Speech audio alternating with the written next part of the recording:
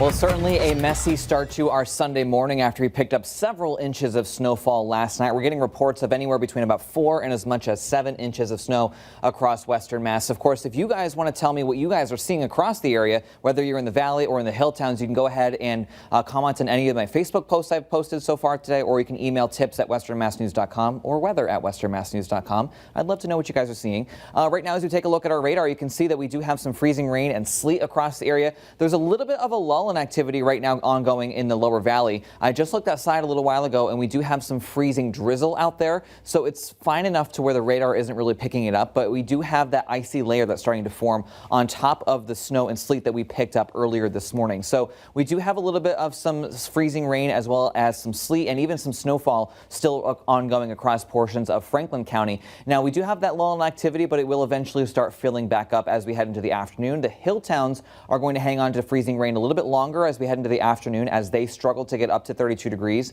The valley will be around 33, 34 degrees this afternoon, so we will change over eventually to all regular rain. And that will hopefully help out clearing out some of the roads and driveways and things like that. But the real big concern is going to be the freezing rain lingering in the hills. We could be talking about ice accumulations up over 1/10 to as much as 1/4 inch of additional ice accumulation.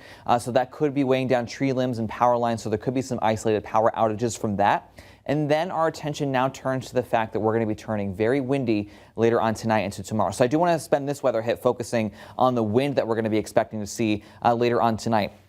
So this is going to be mainly concerning for the hills. We have the snowfall that we picked up last night as well as the sleet, and then the ice accumulation where we could be seeing isolated amounts around 1/10 of an inch to as much as 1/4 inch, and maybe even some localized spots closer to 1/2 inch of ice accumulation. So that will get heavy on tree limbs and power lines, as I mentioned. So that could lead to some power outages. And then as we head into later on tonight, our wind is going to really start ramping up as this area of low pressure that's bringing us all this wet weather continues to move away. It pulls with it some dry and colder air, but the winds are really going to be ramping up. We could be talking about wind gusts over 50 to as much as 60 or more miles per hour, especially in the higher terrain. So if you do live in the hill towns, have your generators ready if you have them, charge up your electronic devices and make sure you have everything ready to go in case you lose power, because I will expect that we do see some scattered power outages, especially in those higher elevations. The valley is not going to be much of an issue in terms of the wind or the ice. However, the hill towns is really where it's going to be piling up. So here's your ice accumulation for the remainder of the day today. Just a little bit here in the valley as we pick up a little bit of some freezing rain. We're talking about a few hundredths of an inch.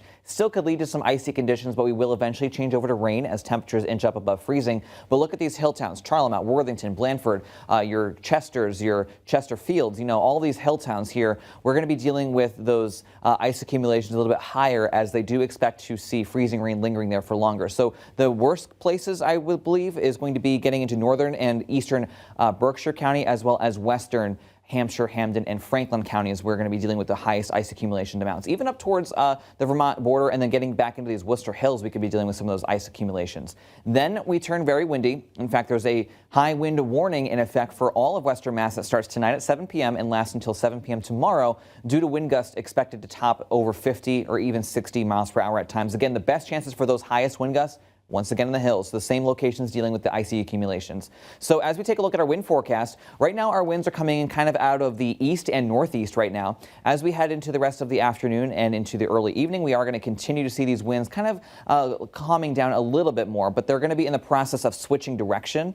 And then once they do switch direction out of the west and northwest, that's when we really start to see them ramping up. We could be talking about wind gusts over 60 miles per hour in these higher elevations. I wouldn't take these numbers quite too literally, but we could be looking at some of these very gusty winds in those higher elevations. It will take longer for the valley to get gusty, but even in some of these higher elevations in Hampshire and Hamden County on the eastern side, we could be looking at some of those wind gusts as well. Eventually, as we head into tomorrow, everybody is going to be breezy up to about 30 or 40 miles per hour in the valley, and still over 50, even close to 60 or more miles per hour in the higher elevation. So very, very windy tomorrow, and because of that, there is that high wind warning. Power outage risk is going to be high for the higher elevations when you factor in the ice accumulations up to 1/2 inch in localized areas, and then the gusty winds. So very, very nasty conditions, especially in the higher terrain. If Monday is your trash day, we're probably going to be seeing those trash cans down the street because of the fact that we will be dealing with those wind gusts. Here's your first alert to another chance for snowfall later on this week. Right now, it's a coastal area of low pressure, way too far away to be narrowing down details on timing and snow accumulations.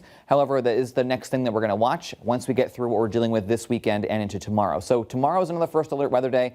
because of the wind. We're still going to be windy on Tuesday, but not as windy, not as destructively windy on Tuesday. It was going to be very cold, though.